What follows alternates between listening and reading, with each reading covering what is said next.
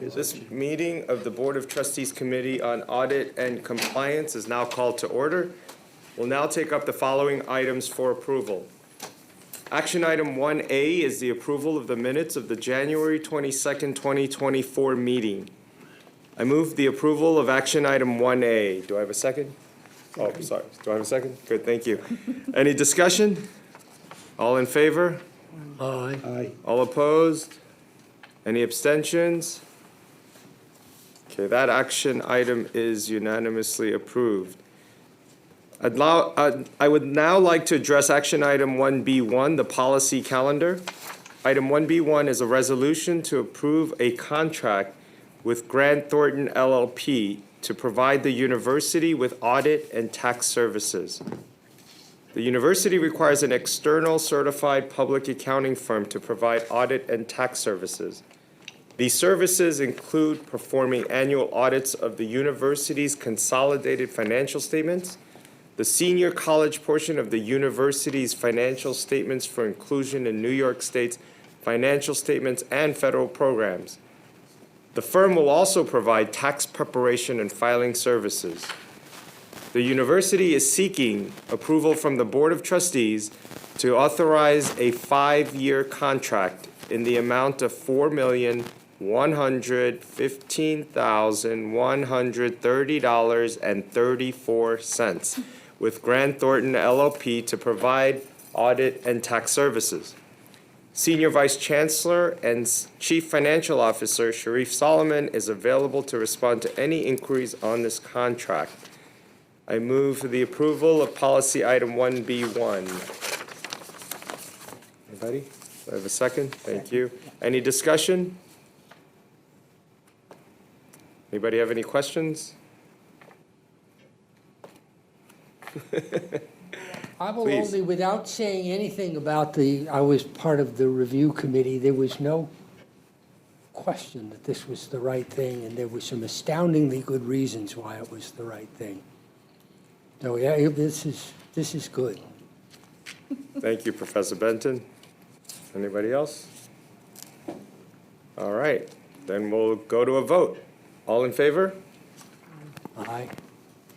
Any opposed? Any abstentions? That item is approved unanimously.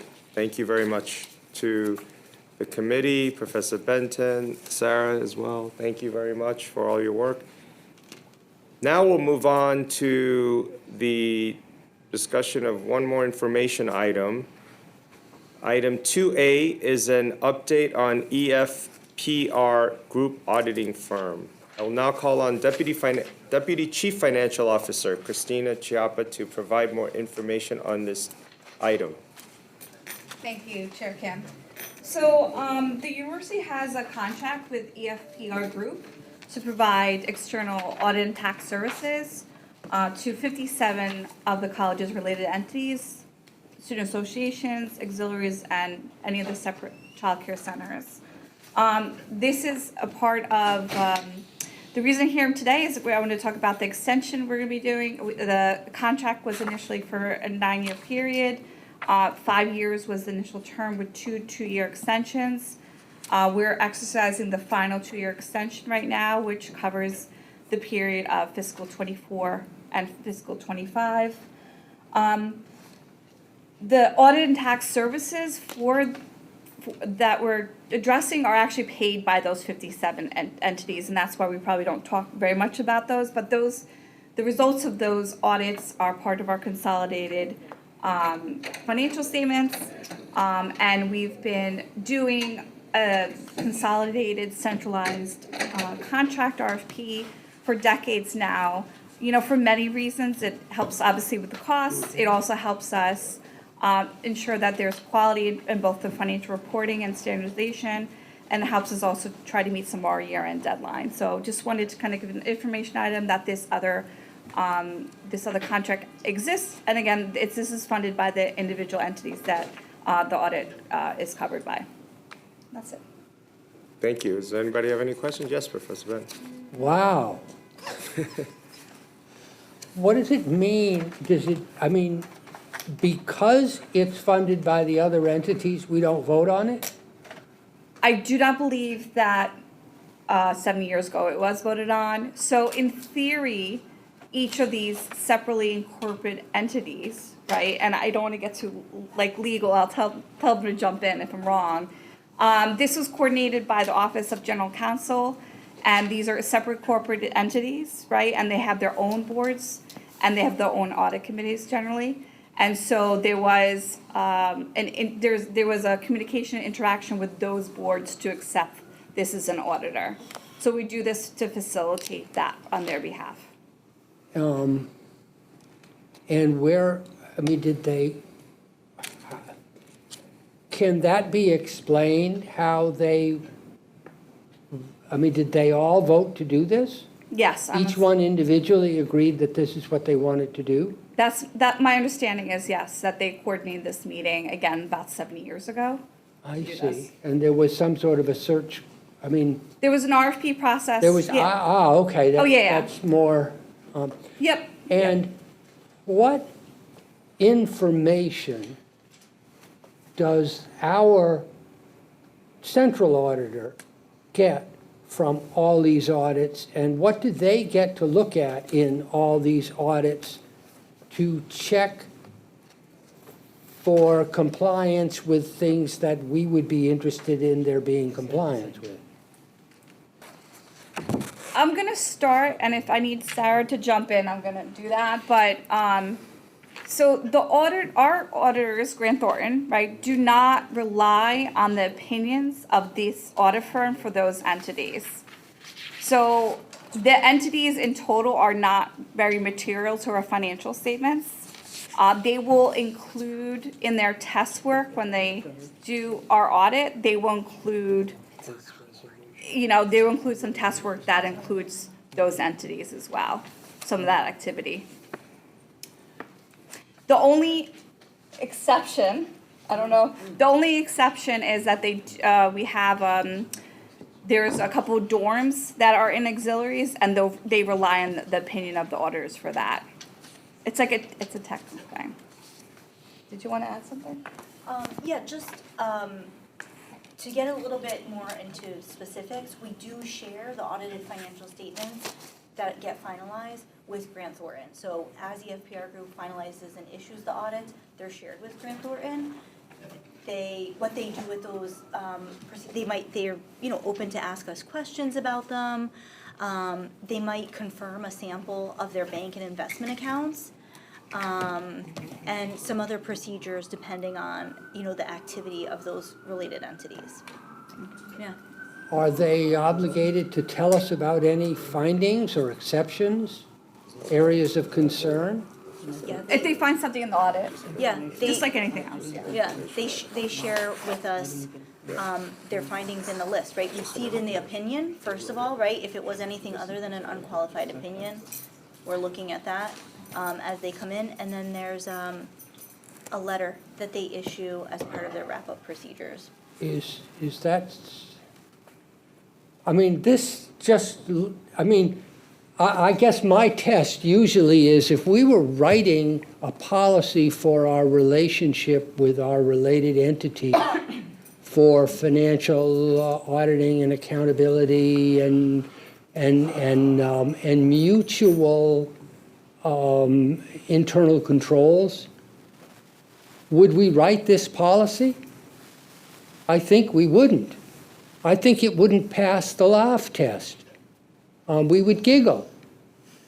And I think what we ought to do is, before we do this again, or at least before we do it again for 11 or 9 years, we should really think through what we're doing, because I don't think this would pass the sniff test with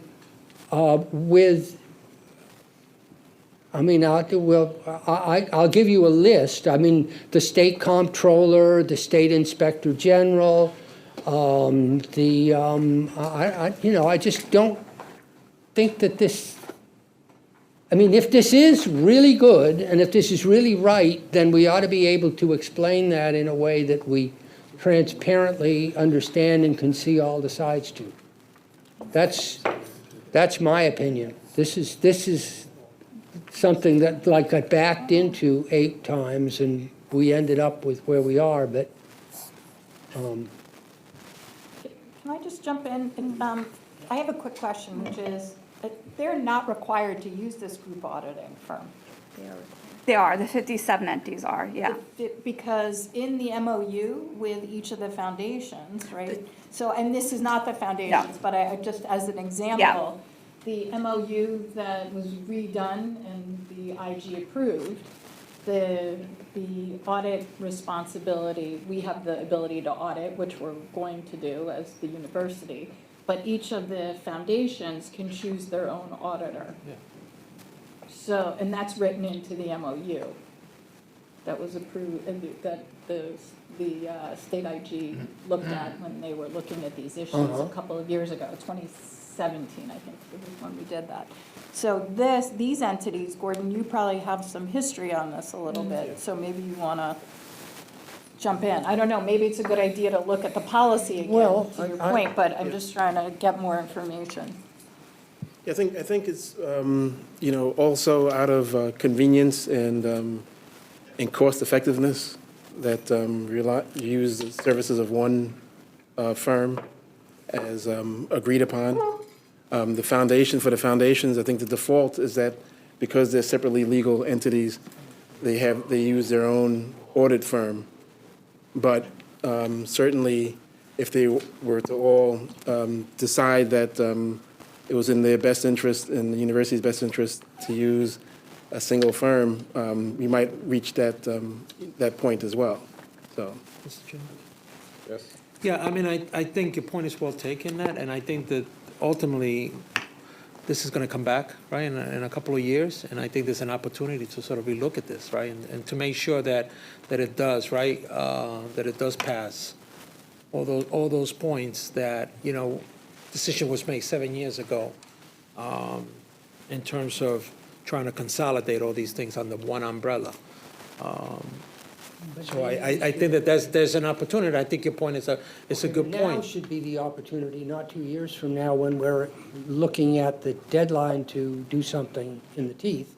Let's do it now. Understood, and it's a fair point. As we're moving this forward, let's start looking at it now, 100%, and we will. Great, The RFP documents. great. Now, I'll look again at the MOU and those, I remember those rules. And I'll look at them with this as an eye, but even IGs make mistakes. Of course. And they may have been just trying to solve a problem that was in front of them. And the larger question here is what should be the university's relationship with these related entities? And to what extent do we have shared internal control responsibilities? So under that MOU with each of the foundations, the university reserves its right to audit, which is what we're about to do, and Gordon has been working on that. So we will be going in and auditing each of the foundations. Will Grant Thornton be I doing mean, that? I think what you're referencing here is that where we could insert Grant Thornton or an entity like Grant Thornton and more to be able to have a little bit more of a checks and balance there, right? I mean, I think that's the point you're trying to make, and I think this is the opportunity for us to take a look at this and try to make sure that we create a process that. Well, but I also think that particularly for the related entities that are fundraising foundations, endowment foundations, there ought to be degrees of transparency and accountability for their assets and their performance and their expenditures. I mean, I'm not saying that this group has to approve the expenditures, but there certainly should be transparency about what is generally being done and how it's being done.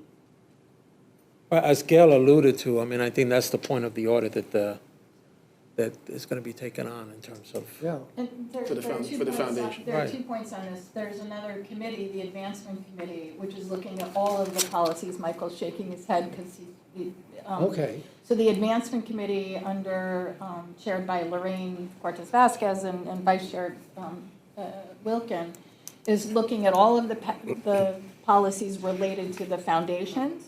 And so that's on the table. So Great. the other issue is, as not-for-profits, as their own entities, that they're obligated by the Charities Bureau and all the regulations Yeah. that the state of New York have related to investments. So there will be all those sort of prudent investment guidelines that they have to abide by.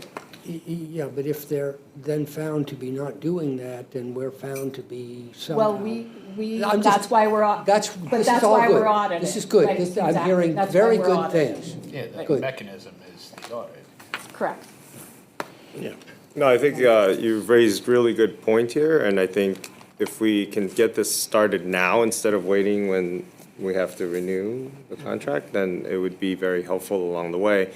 And those are the two main points, right? One is it gonna pass the sniff test with all the entities you mentioned?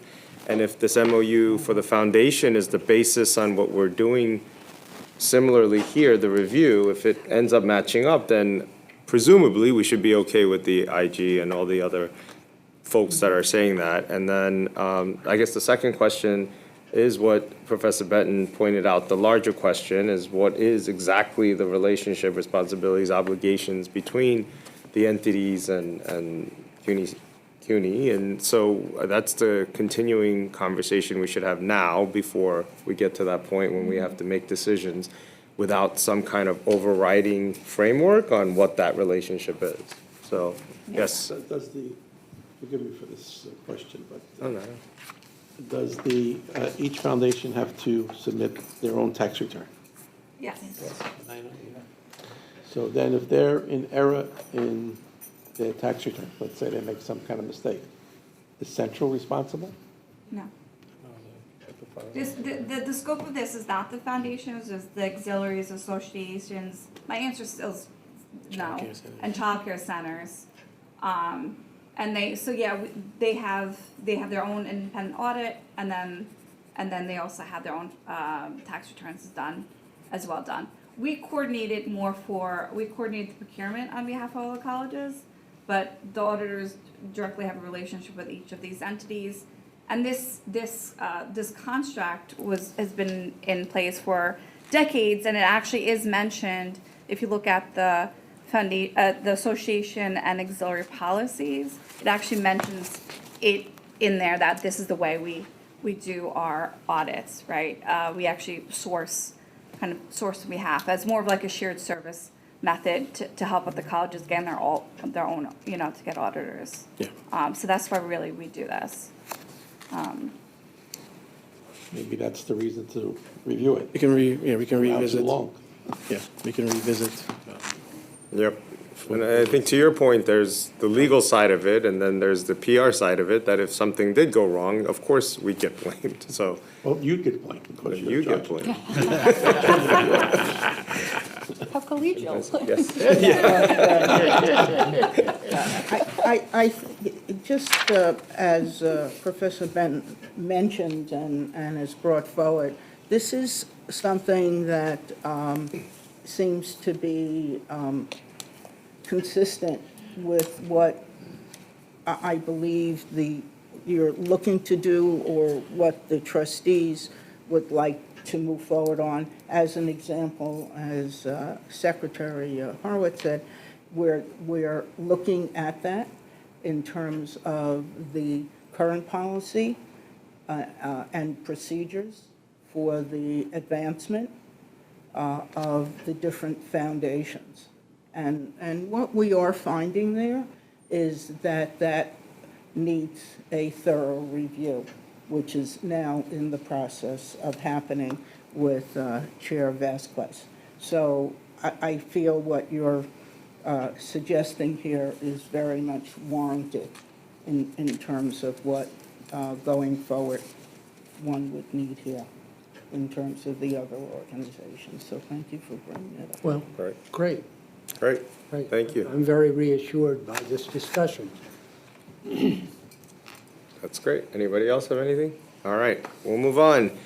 We're going to go into executive session to discuss several items on today's agenda. I now move that this meeting convene in executive session pursuant to Article 7, Section 105C and 105F of the Public Officers Law. Do I have a second? Second. Thank you.